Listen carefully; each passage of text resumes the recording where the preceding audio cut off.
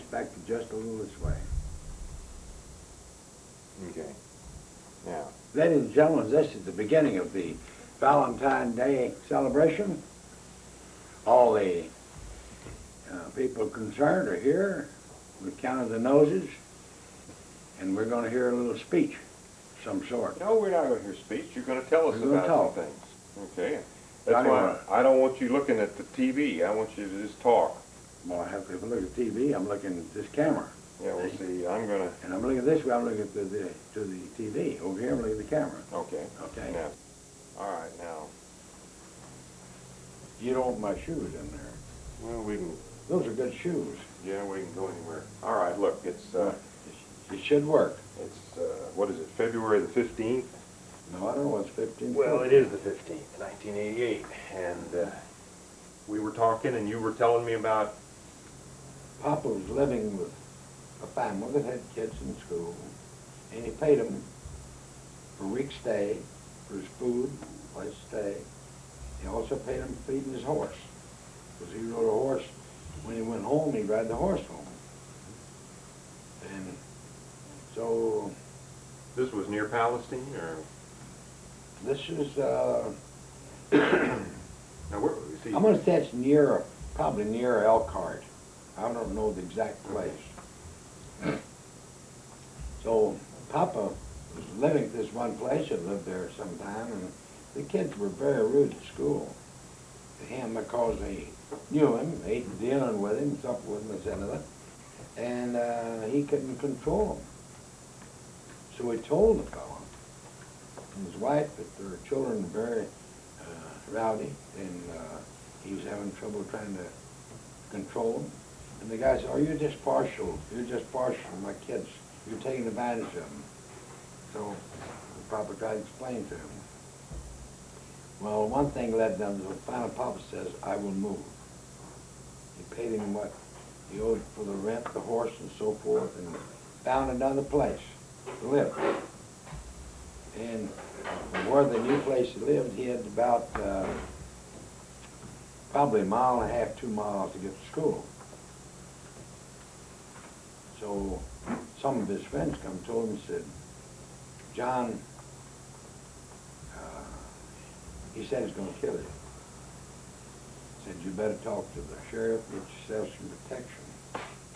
So at first Papa didn't think much about it, and so he did, and went down and told the sheriff.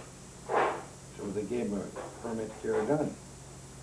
He carried a shoulder holster, 45, to school. One morning he's going to school, he's walking. Well, just walking down the road. Who steps out in front of him and around the bush over here? This fellow steps out in front of him. He's got a knife about so long. And he first sits there and cussed him, everything you think of. And he's just about said everything he could. Papa said, "You're making a big mistake. You're making a big mistake. I wouldn't do it." And when he started toward Papa, he said, "I'm going to kill you." Papa was sure he got his 45. Shot him right in the middle of the road. He looked around, there's nobody else around. Up on a little hill up here, just a little knoll up there, a guy was saddling up to his team to plow. Papa knew him, who he was. So, since nobody's here, he didn't want to, anything disturbed. He hightailed it up to the hill up there and told the guy up there that, "I just killed a guy, I want you to come down here and take a look." And so he came down on the team, took the team, and Papa rode one, he rode the other, and they rode the team down there where it was. He's still in the middle of the road, nothing disturbed, he's dead or no. So Papa said, "Well, I'll tell you."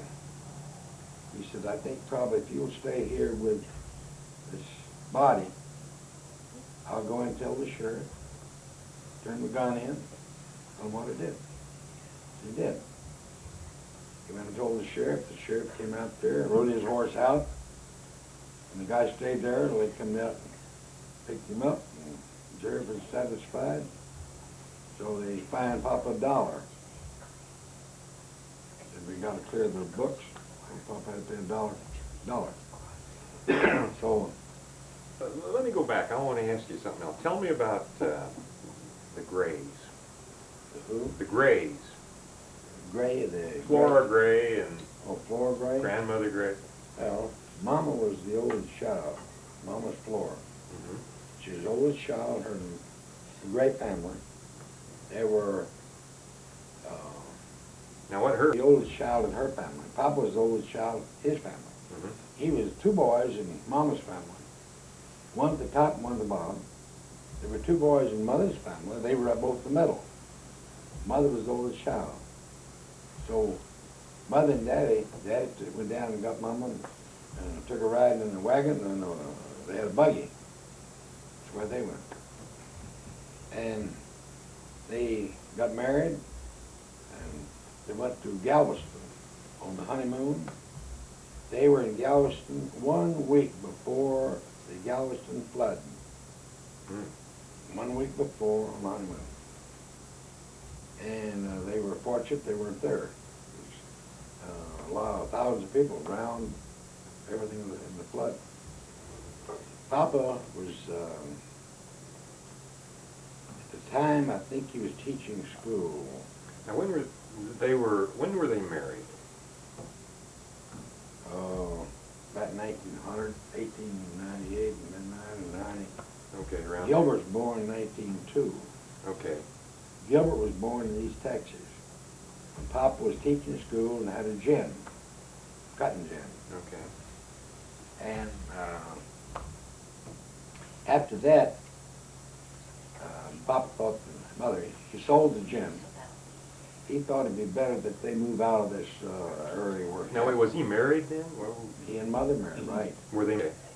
And Gilbert was either a baby or about to be born or something about that time. And he was born, and they got in the wagon, sold the gin, quit teaching school, and me and Mother started the wagon. They rode a wagon all the way out to west of San Angelo. Gilbert was a baby then. And Papa just didn't know where it's going, but he was going to find a job somewhere else. He got out there and he went to work in a store initially. And some of the salesmen that came through knew Papa. And when they came down through Eden, Deputy Malloy, who owned the big store down there, he and fellow McLean were partners. And this guy, they said, told they were looking for a manager to run the store for them. And he said, well, I'll tell you about a guy that's out at, I don't know the name of the town. I did know. But it's West San Angelo. And they told him about Papa, so they sent word to Papa to come down. I want to talk to him. So he came down there. And they hired him to manage the store. And Papa did run the store. They weren't in the store at all. And he just got a salary. I think he paid him $25 a month or something. I know then they could buy a piece of steak for a nickel or a quarter, and two people, that all two people could eat.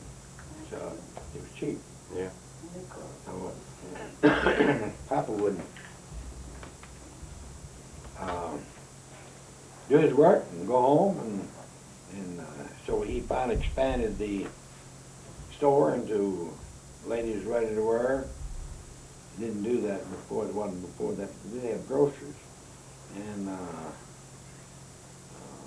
little store with a lot of stuff in it. Farm stuff, shoes, pants, blue jeans, and this, that, and the other. So Papa brought in the ladies' part, ladies ready to wear. We've done lots of business. As I grew up, Al Pearl grew up, Gilbert grew up, we all worked in the store on Saturdays. Went to school during the week.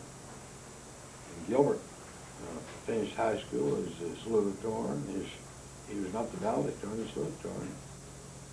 And could have been valedictorian, I'm not sure. So he went to TCU, go to school. He was on the golf team, by the way. He would show you how good he was, Papa had given him a 21 jewel, a watch for graduating high school. And he put that watch down with a little dough on top of a ball on top of it, tee off with his golf ball. And never hit the watch, never broke it. But he had more guts than I did. You know, I was a pretty good golf player, but I didn't use a good watch for that. So,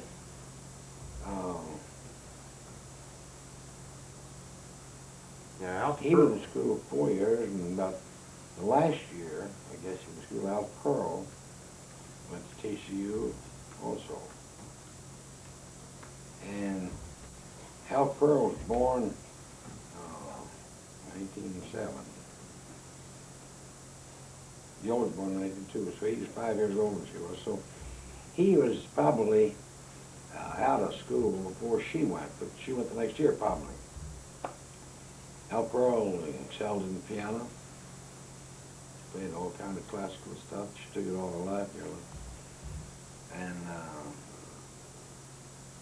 she got through school, no problem. And see, I was born in 1909, 2 years difference. So the last 2 years that she's in TCU, I'm in Texas A&M, as a freshman, sophomore. And this is their growing up. When Papa came to Eden, he was on the school board, 20 years on the school board. He's president of the school board. And he run the school. He hired the teachers, he fired them if they weren't good. He told the principal what he's supposed to do, and he made the principal run the school. But if things questionable, Papa had him report to him, or he called him in on another. And I know one time he fired the principal outright right where he was. Somebody did. So, but generally speaking, the principal of the school worked in the store on Saturdays. Extra money. Yeah. Yeah. So, What's the first thing you remember about Eden? well, the first thing would be when, I guess when Carl was born. What do you remember about that? Well, we had a little baby at home. Mm-hmm. He turned it off. He turned the camera off, right? I turned off the TV. I didn't turn off the camera. When Carl was born by the preacher, Baptist preacher lived next door, his son was about Gilbert's age. And he says, I heard you got a baby at your house. I said, yes, we do. He said, what kind is it? What is it, a boy or girl? He said, I don't know, we haven't looked yet. And he was instrumental in many of my fights. I had lots of fights when I was about the 4th, 5th, 6th grade. I was scrapping every day. We were going home from school, going back and forth. We would, a kid named Ed Carter lived out past further down, and he had, he was a little older than I was, but we were about the same size. But for entertainment, the larger boys liked to get us scrapping.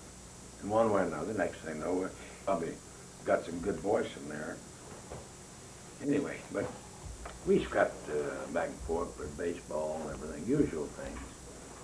And that was the first home we lived in. And You had two homes in Eden, right? Yeah, we had actually the farm. Was the first one the farm outside of No, town? we lived in town.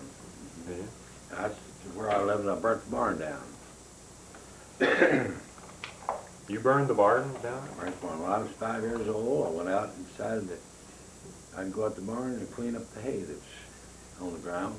Took a rake and raked it all over a pile, set it afire.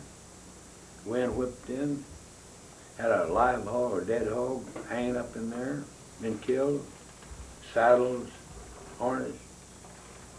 The whole thing got on fire, and it turned out school about a mile up on the hill up there, and everybody in school came down to look at the fire. Couldn't put it out, you know. It's hay and burning. Yeah.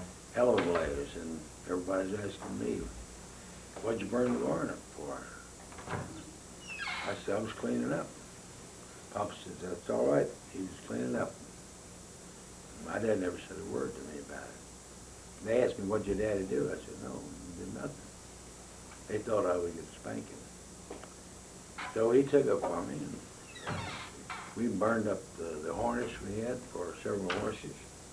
Horse got out, of How course. many horses did you have? No, we had different numbers. Sometimes we had 2, sometimes 3 or 4. Took them out on debts and various kind of things. We had one that pulled the liver wagon. We had a liver wagon with cupboards up.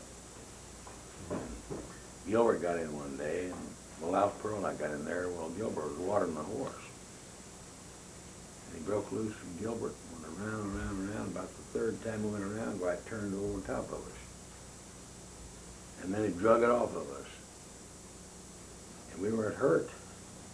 You know, funny thing. We Yeah. got bruised up a little. Didn't How old hurt. were you then? You must About 5, 6.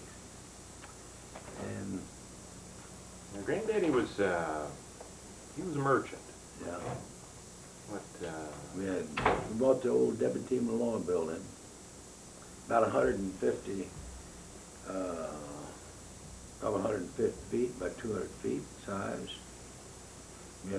Initially we had a drugstore, a grocery store, and ready to wear. And ready to wear was shoes and clothing and so forth. It was as big as the grocery store and the drugstore together. So it became quite a chore. We sold the drugstore, and we kept the grocery store a long time. We separated from the other store by partition, but Dad still owned it. And I used to go in there and sack beans and potatoes and stuff. now, he kept the ready-to-wear or the grocery store? Kept all of it. We owned it all. And so we later sold the grocery out, got rid of that. And then we had the ready-to-wear a long time. The shoes, we had everything. We had rows of boots and shoes, 18, 20 rows high, and damn near as long as the building. And Papa would go to market. Papa would go to St. Louis to market. Is that where market was? A lot of times St. Louis, sometimes they'd go to Dallas. And I bought the ties when I got to be about 14 or 15. I would select all the ties. And Mother bought the latest dresses. She'd go to San Antonio or somewhere and buy the latest stuff. And she might take me along with her just to be with her. And that's the way we worked. Papa charged stuff. Fella come in there and started to charge account and run it all year. He sells his cotton to pay the bill. And of course, we didn't collect everything. We had lost lots of bills. And it was quite a number of years before we went on a cash basis. I grew up, I played lots of basketball, baseball, track, football, played everything else too. And our football team, my senior year in high school, I was in the graduating class 2 years. I was supposed to graduate at 16, and was a little torn. And Mama said, you're maybe better off to wait 1 more year before you go to college. And she said, drop your English course, and you'll still be able to do what you want to do. And I did. I dropped my English course. The teacher tried to pass me. If I just go on the stage, get my diploma. And English was the only course I could drop and be eligible. That's what happened. I had 24 high school credits when I graduated high school. And I was salutatorian again then the next year. On our football team, we had 11 boys. We had 12 of us. One weighed 112, the rest of us averaged 165. That was a football team. And he subbed to anybody that fell out wherever they played. That's where he played. And you know, you take a guy at the first half, you couldn't put him back in for the next half. And you played offensive and you played defense. You played everything. I was a fullback, I kicked all the field goals, stuff like that. Did some of the passing. And we played Ballinger my senior year. Ballinger's a big town. You know Ballinger? Yeah.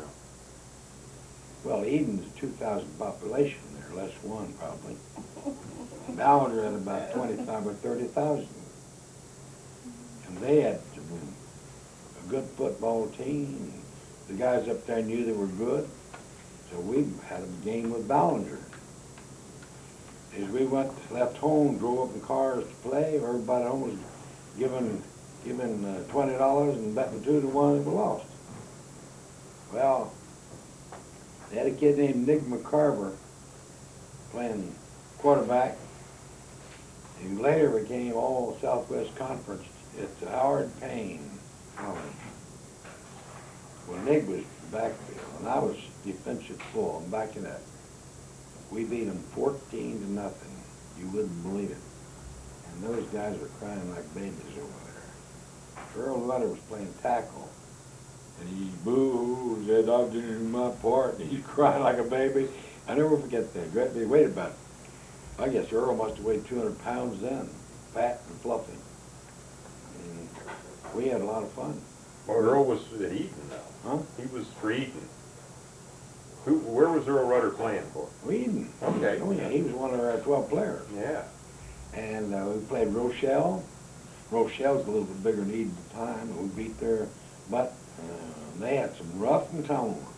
Man, the guy tackled me, and my arms was aside, and my face would peel like onion. You don't play on gravel. We didn't have grass to play on. It's where the field was, and with grassy spots and gravel spots and everything else you played in. So we played towns like Melvin, Rochelle. When did things start getting bad in Eden? Now, I know that Carl never got to college. Well, nothing's bad. Papa, Mama told Carl had a bad heart. Mm-hmm. And his year before he would graduate, he'd had him to about half dozen doctors. Finally went into Dr. Marbury in San Angelo. Dr. Marbury examined, said, well, he had a murmur in his heart. Doctor says, Carl, I don't know whether I can help you or not, but says, I'm going to give it a try. Said, just want you to do what I tell you to do. Said, the first thing you can do is go home, go to bed, and you're going to stay in bed for 3 months. You can get out and go to the bathroom. That's all. Don't drive a car, don't do nothing. Now, how old was Carl then? But he's about 15, thereabouts. So, Mama got him some loud pajamas, radio, and all he did was radio, and they brought him some books down to school, what they were teaching in school, and after this went him 6 months, he went back to see the doctor. The doctor said, you're doing fine.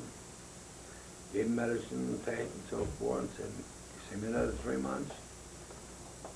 So after 6 months gone thereabouts, he told Carl, you can go to school for 3 or 4 hours, no more, as long as you ride to school and ride home.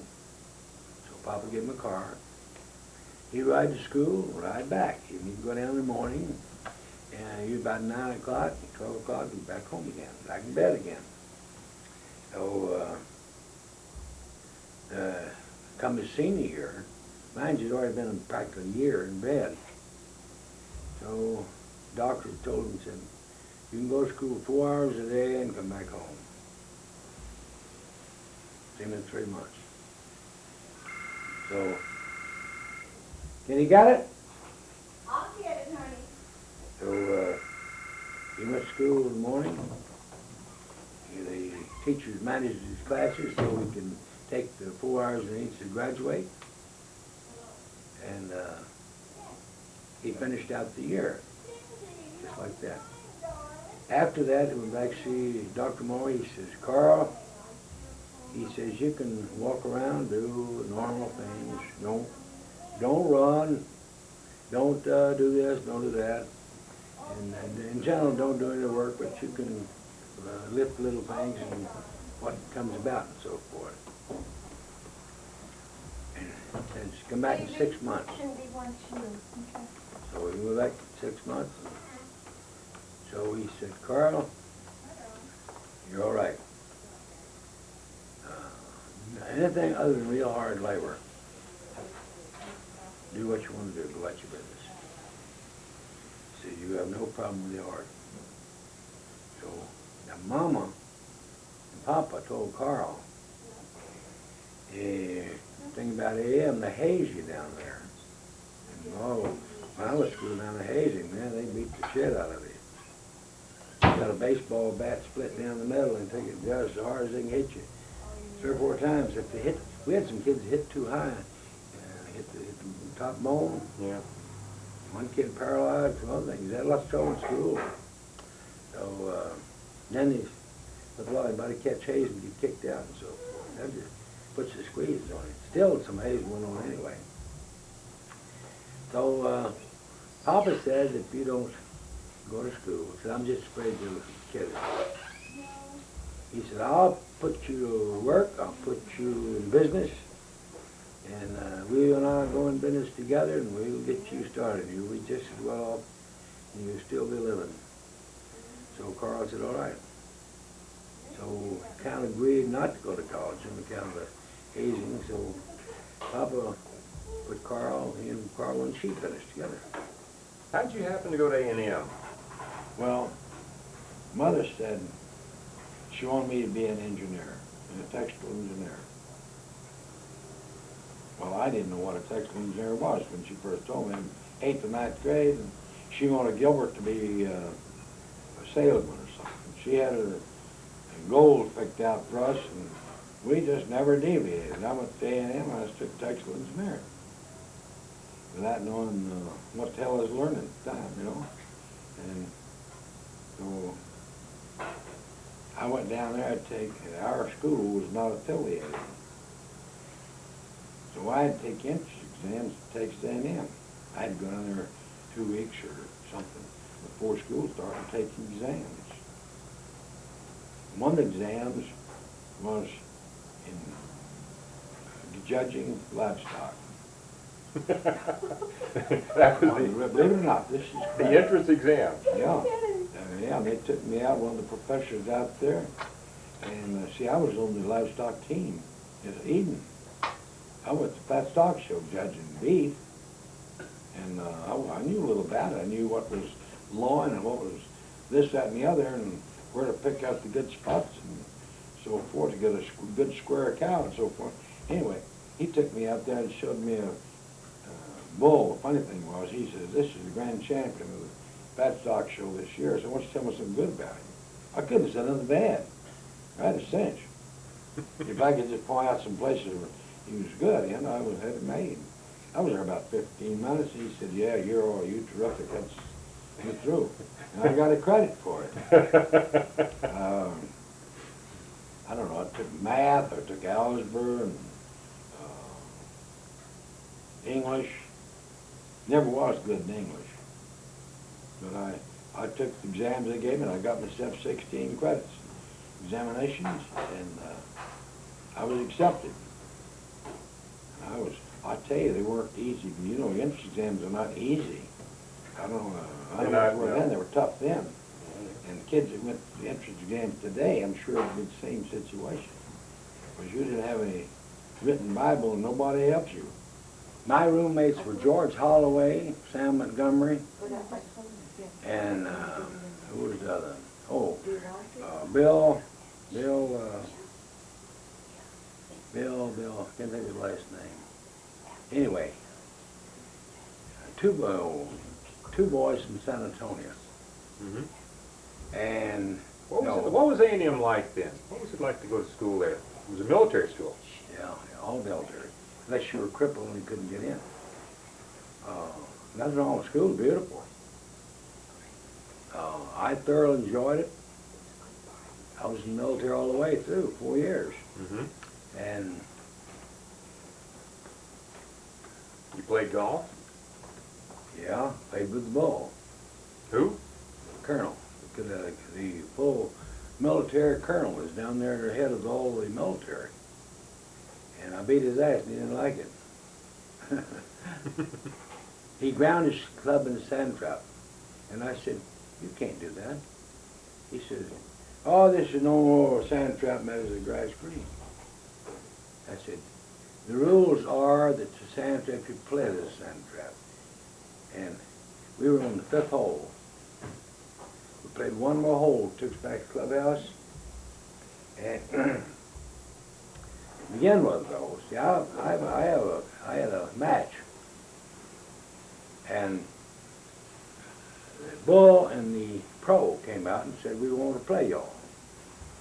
And I said, I got a match. Well, you can play at the same time. Well, I'm playing against him, and he and I are partners against him, the pro and the bull. The bull shot good golf. He shoot 36 many times. And I said, okay. Well, we played 5 holes. That's where he ground his club. In the 6th hole, we won it. We're all even with them. And they got up and just walked in and left us. Didn't say boo, nothing. And when I got through playing, I won the match. Went back in to talk to Pro, Gaither Howell. He's a good friend of mine. And I said, you people are not very courteous. You walk off and don't even say nothing. And he said, you know what the bull said about you? I said, I don't give a damn. He said, you know, I never would have thought he would have said anything like that. I said, well, he found out I would, didn't he? We're playing a quarter hole. You know, I'm in school. 2 bits for a hole is not chicken feed. So, anyway, ever since then, see, at that time, I was a Corps Sergeant Major. I was highest ranking junior on the campus. With 6 stripes. Mm-hmm. And I'm the sergeant that walks down behind the cadet colonel, head of the supper formation, the dinner formation, the parade and everything else. And we went to summer camp and I took the gunner's exam. I made a 97. And that night, you know, after you've been all day in the military, you put knickers on or something to hang around the grass, sit down and fresh air for a while. We all sit down in the grass. And along comes Captain Harry. Well, before that, Bull passed by. And out of all the boys, nobody's got a uniform on. The Bull passed by. He called me over and said, I want you to go put a uniform on. I said, nobody else got a uniform. He said, I said, go put a uniform on. I went to put a uniform. Nobody else got a uniform. So after a little while, Captain Harry came by. Captain Harry was the full captain of the regular army. He taught bulletics, military science. So he said, you know, Bull told me, he said he didn't believe he made a 97. I said, what'd you tell him? You were there to give him the exam. I told him he made a 97. He said, I have him take it in the morning, I want to see it. He had me come out again the next morning, take the same examination, made another 97. He didn't say thank you, nothing, just walked off and left. But this time I didn't care until Captain Harris says, don't worry about it. I said, why should I worry? Make the highest grade in the class and them not worry? I said, 2 days, I think 2 days, the only one. And he hadn't got the courtesy to say thank you, did a good job or nothing. He just walked off and boom, when I finished the exam. And he said, don't let it bother you. Captain Harry, very nice guy. And so this is the summer camp before your senior year. When I got back to school, between summer camp and here, they made up their minds who's gonna do what this year. And they got me down as was gonna be a first lieutenant. First time in the history of the school that the Corps Sergeant Major was not at least a lieutenant colonel, with 2 or 3 diamonds on his shoulder. So my roommate, Jack Allison, Jack lived in San Angelo. You know, I went to dances and this, that, and other. Both of us belonged to the Ross Volunteers. We were selected in the junior year. In fact, so many juniors selected junior year to be in the Ross Volunteers. Your grades got to be B or better, average, and so forth. So every spring, Jack and I both buy a suit. We could wear this other one's clothes, everything except shoes. And he'd go on a weekend somewhere, he'd take my suit. If I'm on a weekend, I'd take his suit. We have 2 suits. And we've done this, at least a couple of years, you know. And Jack's daddy had a 10,000-acre ranch in San Angelo, which he gave to Jack when he graduated Texas A&M. Well, what happened to you didn't finish the story about the Bull? bull. Well, I wasn't going to say anything to him because I wasn't picked out. I had no choice. I was just made it till I was in the first lieutenant. And I was. So Jack was a sergeant, a battalion sergeant major, different. Sidney was the first sergeant his junior year. Yeah. Sidney Gold is now a doctor in Dallas, has been. And so I never had anything to say to the bull more, except we had a major at Boltex. When I'd go out and play golf weekend, the first thing Monday morning I ate Boltex at 8 o'clock in the morning. And the major would always call me there. You know when I've been gone all weekend. Just got back in time to change clothes and go to class. Didn't seem to study or nothing. And invariably he'd say, well, Johnny, old boy, I said, what are you going to talk about today? I said, probability. He says, that's right, probabilities. Probably you didn't even study the course, study the class lesson. You can give me a 0. When you get a 0, you get one more question. You can average out 5th for the day. Some days you might not get a grade. I knew I'd get another question. And I hadn't looked, I didn't know what it was about, and just got there and barely made it. So I got the other question right. It didn't have to do with this, it was some general type job. So I came out of B plus. Senior military science. Because my zeros and so forth didn't tie up, and it didn't make any difference to me anyway. I could leave school Wednesday night and never show up for Monday, and I miss an hour of class. I was that far ahead. So we'd go to Houston or Dallas or where we were going to play golf, and we'd leave Friday night, or Wednesday night, or Thursday morning, whatever. So anyway, see, I'm in Texas A&M 1926, 1927, 28, 29, 30. I finished with 30. And Papa was farming, going back to farming. We had about a section of land down there. Joined 2 farms together. And then we got some sheep. We had a lot of sheep down there. We probably had a couple of 3,000 head of sheep. And so one summer I came home from school, Carl and I did the farming. I would cultivate it, and he chopped the cotton. They called us the sundown farmers. We didn't go to work before sunup. We always went home before sundown. And we were driving about 4 or 5 miles out in the country where the farm was. So we had this hoopie that I'd one time before turned it over. Earl Rudder and I, remember Earl? I think, yeah, we met Earl Rudder. Earl was president of Texas A&M. Later. But Earl, I turned the thing over when he tore it all up, and it was a hoopie after that. And later, Papa decided he'd move the farm. He sold the store to Gilbert. Mhm. Now, when was it, when was Gilbert out of college? then? Gilbert was out of college, you know. He married Audna Shoemaker. Mhm. Audna got killed in a train wreck. No, wait, I thought was it a train wreck she got killed in? Well, train run over a car that's passing the railroad track. Train hit the car and killed 6 of them. Was she in the car? Yeah. Yeah. She had gone to California to visit her mother and father. And Joanne was a baby, but the baby was back home with her grandmother. And she and No, wait, you mean Joanne was... Joanne was a baby. Yeah, Joanne was a baby, but who was she with? She was with Her grandmother. grandmother. Okay. Audna's mother. and Oh, father. Audna's mother. Oh, yeah. Okay. And she got killed. The train hit the car and killed all of them. So, Gilbert Me? took that pretty bad. I know.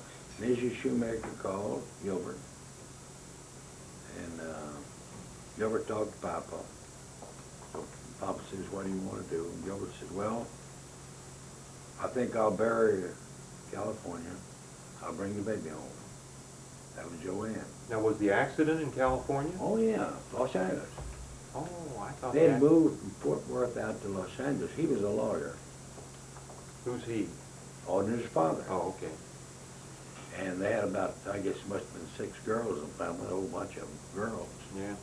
So Papa went out there, Gilbert went out there, and Mother said, don't you come home without that baby. Mother was determined that she was going to get Joanne. So Gilbert went out there and he buried Audna at the little church around the corner. You heard of that? No, I haven't. Was it in L.A.? Yeah, in L.A. Little church around the corner. That's the name of it. At least that's what I was told. And so he got the baby and got on the train, come home. Mm-hmm. Here he was having a hell of a time trying to quieten the baby down, change the diapers and this and that. And the Mexican woman down in the car with about 3 or 4 kids, she came up and says, let me take care of the baby. Well, he was too bad to do that. And she took care of Joanne all the way to El Paso. And she got off the train to El Paso. So then there on in, Gilbert had Joanne. Now, how old was Joanne at the time? Okay. And she didn't know anything about it. So Gilbert brought her home. And he was glad to get home with the baby. Mother could too glad to get the baby. So she was raised as more like a sister. Yeah. So Gilbert, he ran a cleaning place. Well, did he have the store after that or before that? After that. Before that, he had a cleaning,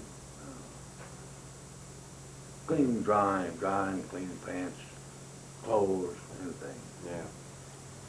See, Audna had at least 3 operations before she was in California. One time they left a pair of scissors in her. Okay. They found it in the x-ray. But the doctor wouldn't give Gilbert the x-ray. He was going to sue him. They couldn't get the x-ray. Prove it. They operated the last time to get the scissors out. And she was a nervous wreck almost, and she just wanted a little bit of peace. And I told her this has been going on 6, 7 months. So after that, Joanne came back to Eden. Mother took care of Joanne and raised her. And later when Gilbert married, I guess she's, I don't know how long, 4 or 5 years, maybe a little more. Gilbert initially went to S&K Clothers or something, Zionsville. And he sold men's clothes. And later, that was before Audna died, I guess. I'm not sure. And I'm trying to think how many years it was before he married Louise. He married Louise before he went to San Angelo. And then when he came back home, right close where, not far where Dyes lived. Dyes lived out there, lived over here, and Gilbert's over there.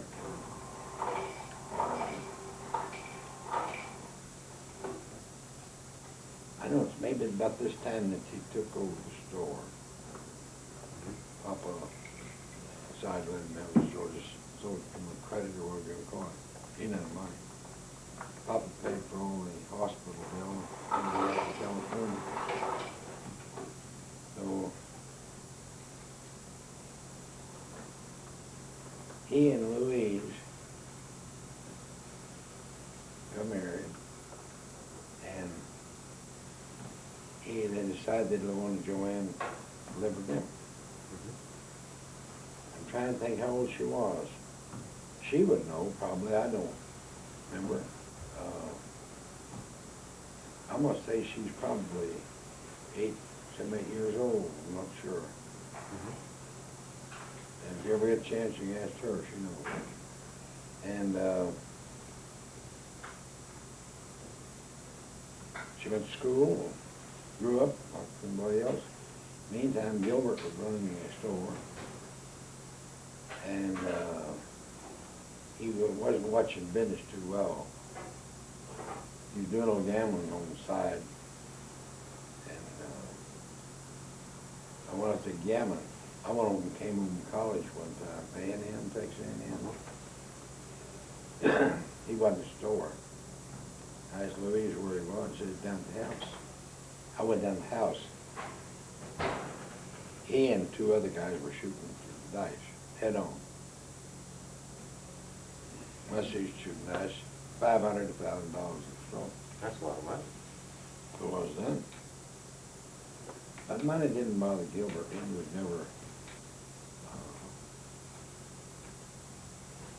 he never wanted to worry about $500 whether it was $100. Gilbert won. I told Gilbert, I said, we gotta cut this out and quit. It's some $700 a head. What's the word about it? I said, well, let's shut it off. The game's over. He said, who said so? I said so. I was college. And I said, you gentlemen just fold it and go home. They're brave. Gilbert didn't fight me on it. And they left. Gilbert and I went back to the store. And that was my first experience with him shooting dice. What did you buy? And Nothing. he didn't pay attention to business real good. And eventually we sold the, Did he do a lot of gambling, as far as you know? no, not a lot, but when the gambling. But what they were doing is leaving the store where your place of business was supposed to be. And you're taking the 3 guys that were down the house shooting dice on the table, rolling against the wall. So I put my foot down. I mean, what people like to do, and they respected my wish. I told him, I said, you got no business doing this. You know, I give you my own version. And of course, he passed it off. And he tried to make some beer in his ice bar in his bathtub one time. He got the mash and everything going, and finally got it bottled up.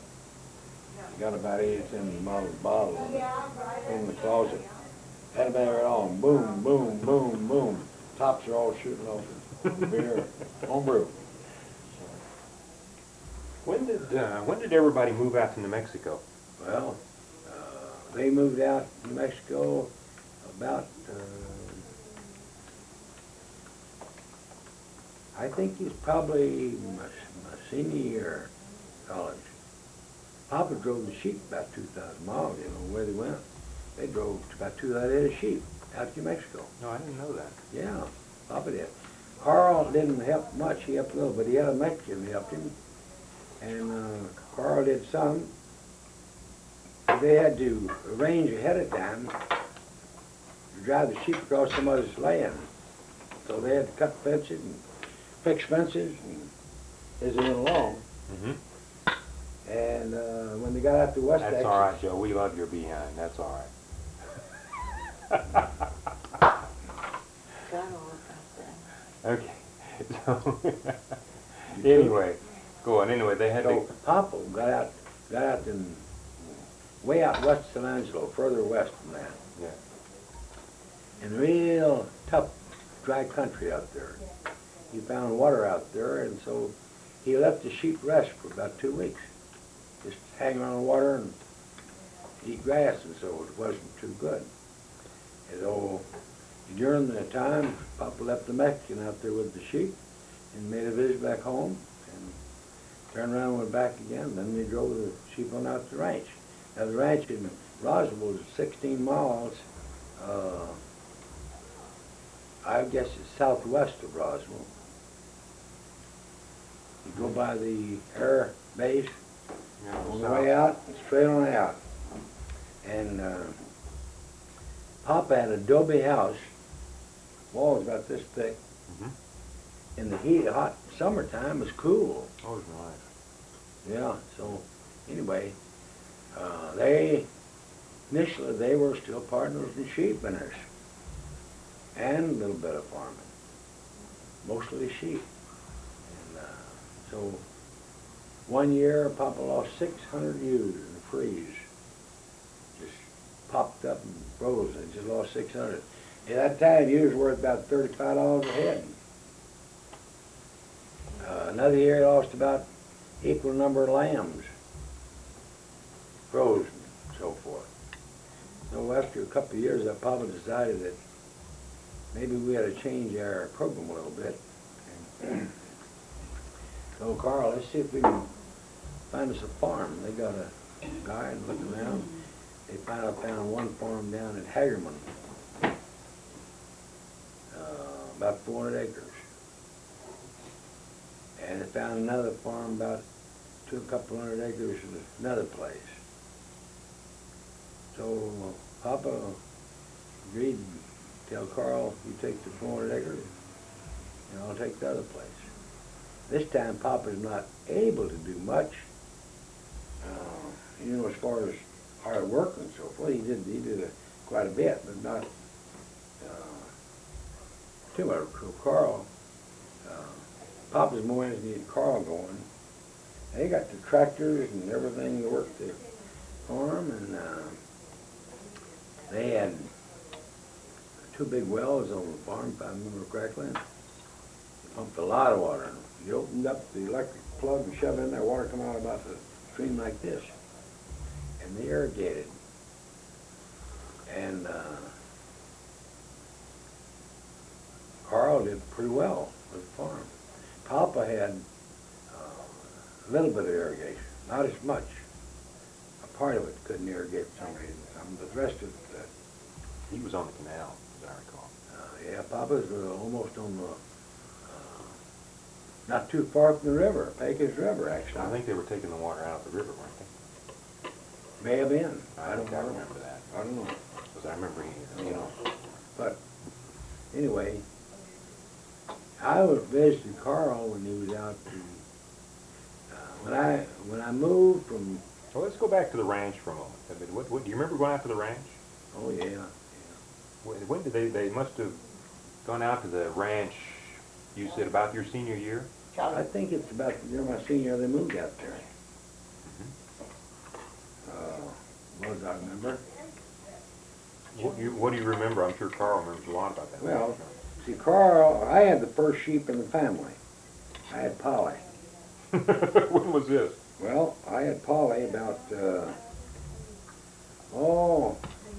Polly was a project of mine in agriculture, and I was about in the 8th, 9th grade. Okay. Polly had twins every year except the year she died. Twins. Mm. You had the 2 lambs. And when they put her with all the sheep, she wouldn't stay with the sheep. She don't by herself everywhere. She went everywhere. And you go out there in the field and holler, Polly, Polly, bah, bah. She come running. Give her a bite of sugar or something else, anything to eat. And Carl had a lamb called Dolly. Called her Dolly. Dolly was Delano, a short wool sheep.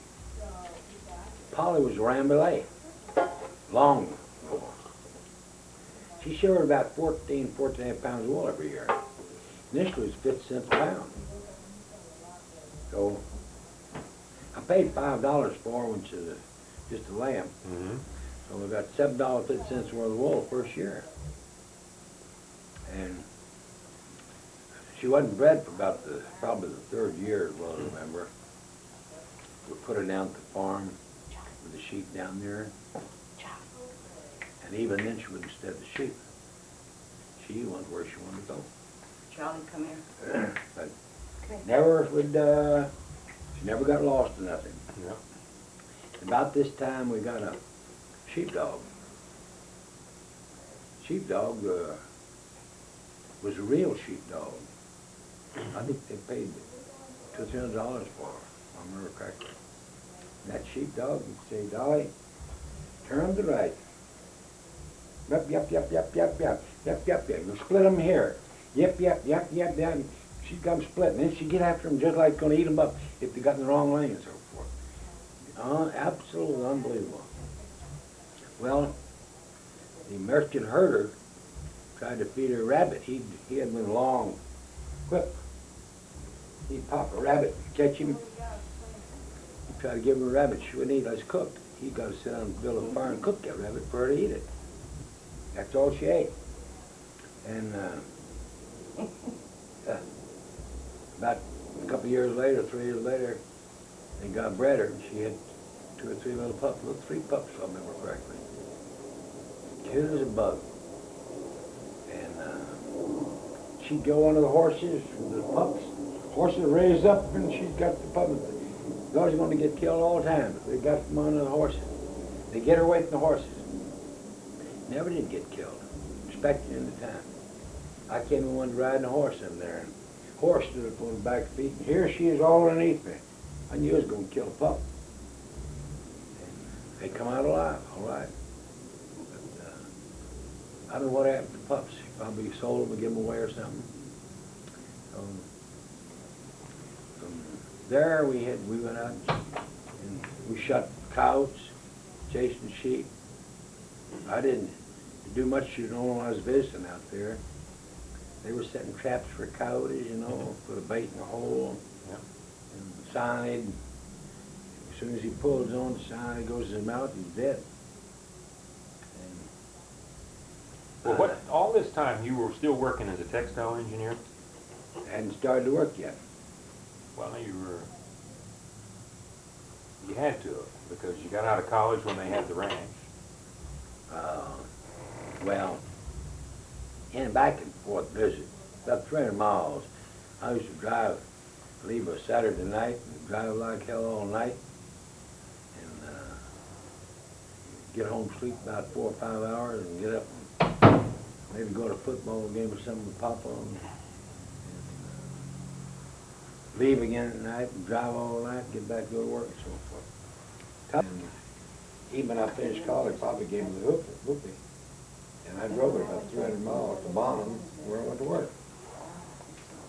So, 1930, and went home, and I had a job, a good hot job, paid a lot of money. I got $12 half a week.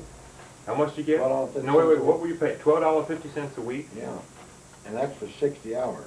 Where were you working then? Bonham, Texas, Hmm? in a textile mill. And started off with putting in the slasher room, and Now wait, you were a textile engineer. yeah, I was a college graduate. But I worked all the way in through the next 2 or 3 years. I worked everything was the mill. I did everything. And I guess I'd been there 4 years or something. I was overseer of the card room, and I was making $36 a week. Mhm. And I didn't get paid for overtime. Now this would be what, 3 years It after? must be about 29, 20, No, wait, you 30, graduated in 30. 31, 32, 33, somewhere Okay. down there. When did you start selling the hose? On real estate? No, hose. Ladies' stocking. Oh, I did that while I was working the mill. I was working the weekend. I was trying to make a few extra bucks. and I sold real silk. And I had a bag, and I went down and called on all the girlfriends I knew, and anybody else that I knew, and believe it or not, I was picking up $18, $15, $18 maybe on a weekend. That's more than I made all week.